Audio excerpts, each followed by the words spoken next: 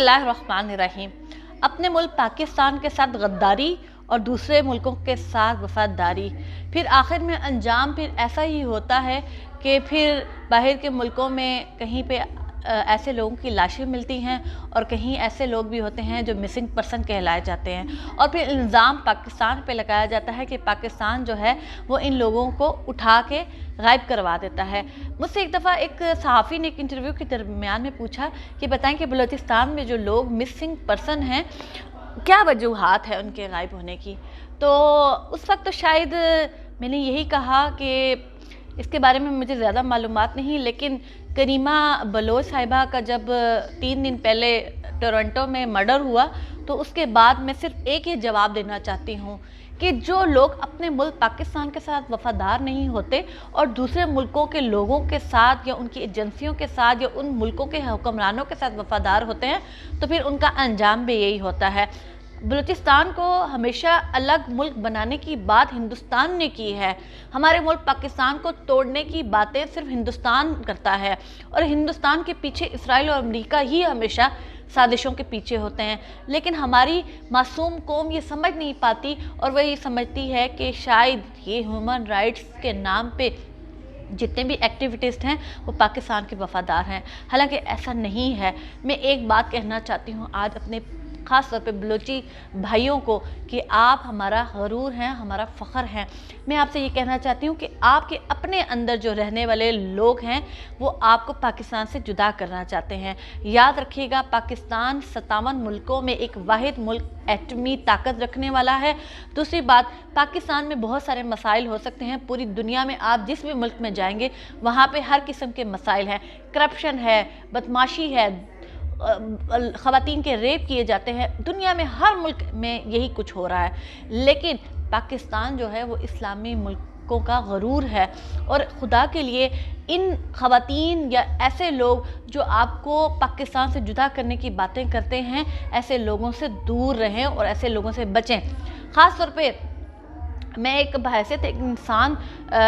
जो करीमा बलोच साहिबा जिनका अभी 3 दिन पहले टोरंटो में मर्डर हुआ उनकी फैमिली से अफसोस करती हूँ, लेकिन मैं एक बात ये भी कहना चाहती हूँ कि इनका अगर आप नाम देखें तो कुछ दिन पहले जब मैंने ये बात कही थी कि यूरोपियन यूनियन की डिसइंफॉर्मेशन लैब की जो रिपोर्ट आई है उनमें भी इनका नाम शामिल था और बहुत सारे ऐसे लोग जो रॉ से पैसे लेके पाकिस्तान के खिलाफ प्रोपोगंडा करते हैं, ऐसे मीर सादिक और मीर जाफ़र का अंजाम फिर ऐसा ही होता है।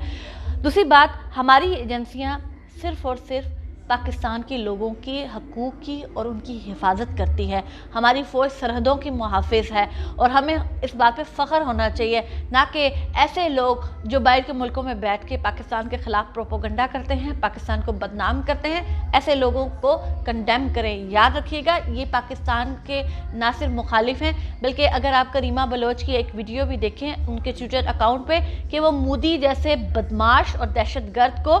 राखी बांधने की बात करी हैं कि आप मेरे राखी बंधन के भाई हैं, रक्षाबंधन के भाई हैं।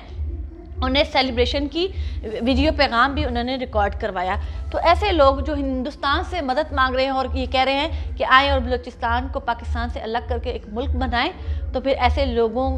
को फिर गद्दार ना कहें तो फिर हम लोग उनको दूसरे मुल्कों का वफ़ादार ही कह सकते हैं जो अपने मुल्क के साथ इस तरह की गद्दारी कर रहे हैं। एक और बात मैं यहाँ पे कहना चाहती हूँ कि ख़ास तौर पे जो कश्मीर के लोग हैं उन्हें अपनी आंखें खोल लेने की ज़रूरत है। ना सिर्फ यूरोपियन यूनियन की डिसइंफॉर्मेशन लैब की जो रिपोर्ट है उसके बारे में, बल्कि मैं तमाम लोगों से कहना चाहती हूँ कि जो लोग पिछले 73 सालों से कश्मीर को, मैं सिर्फ ये कहना चाहती हूँ कि धंधा है भाई, धंधा है, कश्मीर सबके लिए धंधा है। मैं पिछले 3 साल से कश्मीर कॉज के लिए काम कर रही हूँ और मैंने नहीं देखा कि अभी तक कोई भी कश्मीर के साथ सिंसियर हो। मैंने हर एक को देखा कि कोई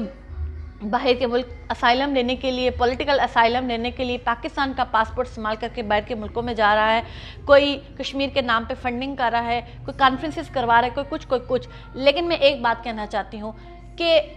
आप सब लोग जो खुद मुख्तार कश्मीर के हामी हैं, ख़ास तौर पे उन लोगों से कहना चाहती हूँ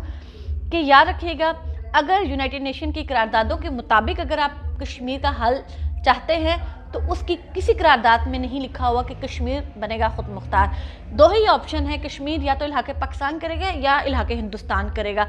राइट ऑफ सेल्फ डिटर्मिनेशन का मतलब हक खुद इरादियत ज़रूर है, लेकिन वो वोट है जो आप या पाकिस्तान को डालेंगे या आप हिंदुस्तान को डालेंगे। खुद मुख्तारी के नाम पे जितने भी लोग आपको बेवकूफ़ बनाते हैं वो सिर्फ अपनी दुकानदारी चला रहे हैं। दूसरी बात मैं एक और कहना चाहती हूँ, अगर जंग की सूरत में भी कश्मीर को हासिल किया जाता है, तब भी अगर पाकिस्तान जंग जीता है तो भी कश्मीर पाकिस्तान के साथ आएगा, और अगर हिंदुस्तान जंग जीता है तो वो हिंदुस्तान के साथ जाएगा। खुद मुख्तार कश्मीर का मतलब ये है कि आप जो है वो आने वाले वक्त में इसराइल, अमेरिका या हिंदुस्तान या कोई भी पाकिस्तान का जो दुश्मन मुल्क है उसको अपनी बेस कैंप देंगे, ताकि पाकिस्तान को कल को वो निशाना बनाए और पाकिस्तान को तबाह करने की कोशिश करें, नाउज़ बिल्ला। तो मैं एक बात कहना चाहती हूँ कि जो लोग कश्मीरी ख़ास तौर पे पाकिस्तान से मोहब्बत करते हैं वो याद रखें, बाहर के मुल्कों में ये लोग जाके असाइलम लेते हैं, और जब आप असाइलम लेते हैं तो वो पासपोर्ट पे आप वहाँ पे जब भी दरख्वास्त दायर करते हैं तो वो ये कहते हैं कि हम जो है पाकिस्तान से नाखुश हैं और पाकिस्तान में हमें जान माल का ख़तरा है। जबकि मैं एक बात कश्मीर के लोगों से पूछना चाहती हूँ, बताएं क्या आपकी बहन बेटियों की इज़्ज़तें महफूज नहीं हैं? पिछले 73 साल से पाकिस्तान की फ़ौज जो है वो सरहदों की मुहाफ़िज़ है, और क्या आज तक कभी भी ऐसा कोई वाक़या पेश आया है? जैसे हिंदुस्तान जो है कुशनपुरा का वाक़या आप ले लें, या आए रोज़ जो है वहाँ पे ख़वातीन के रेप किए जाते हैं। जो जुल्म सितम हिंदुस्तान मकबूजा कश्मीर में कर रहा है उसका 1% भी आज तक कभी आज़ाद कश्मीर में नहीं हुआ। लिहाजा अपनी आँखों को खोलें। हमारा फ़र्ज़ बनता है कि हम सब मिल के वहाँ पर मकबूजा कश्मीर में जो जुल्म हो रहा है, जो हिंदुस्तान अपने श्रीवास्तव ग्रुप के साथ मिल के पूरी दुनिया में पाकिस्तान के खिलाफ प्रोपोगंडा कर रहा है, उसको बेनिकाब करें, ना कि हम लोग जो हैं वो पाकिस्तान के खिलाफ खड़े हो जाएं। मैं आप तमाम लोगों से अपील करूंगी, चाहे वो मेरे बलोची भाई हैं, अपनी इक़्तिदार को समझें।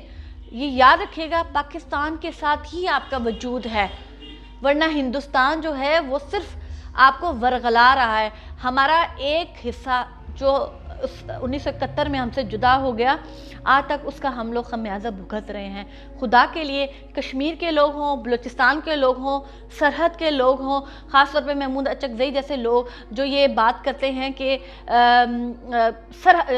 जेलम तक जो है वो इलाका जो है वो अफ़गानिस्तान का हिस्सा है, ऐसे लोगों को पहचानें। याद रखिएगा पाकिस्तान का मतलब क्या, ला इलाहा इल्लल्लाह। और 4 सूबे हमारे जो हैं वो अल्हम्दुलिल्लाह वो हैं, सूबा सरहद, सूबा सिंध, सूबा पंजाब और सूबा बलूचिस्तान तो पाकिस्तान है, और पाकिस्तान के ही दम से हम सब हैं। हमारी शनाख्त पाकिस्तान के साथ है, हमारी सरहदों की मुहाफ़िज़ अफ़वाज पाकिस्तान है। और मैं प्लीज़ आप सबसे गुजारिश करूँगी कि अपने इर्द गिर्द जितनी भी आपकी ऑर्गेनाइजेशन है, NGOs है, इनको ज्वाइन करते वक्त सबसे पहले याद रखिएगा उनका मंशूर पढ़ें और उनके बारे में सही तरीके से जानें कि वो पाकिस्तान के मुखालिफ काम कर रहे हैं या फिर वो हिंदुस्तान के साथ मिल के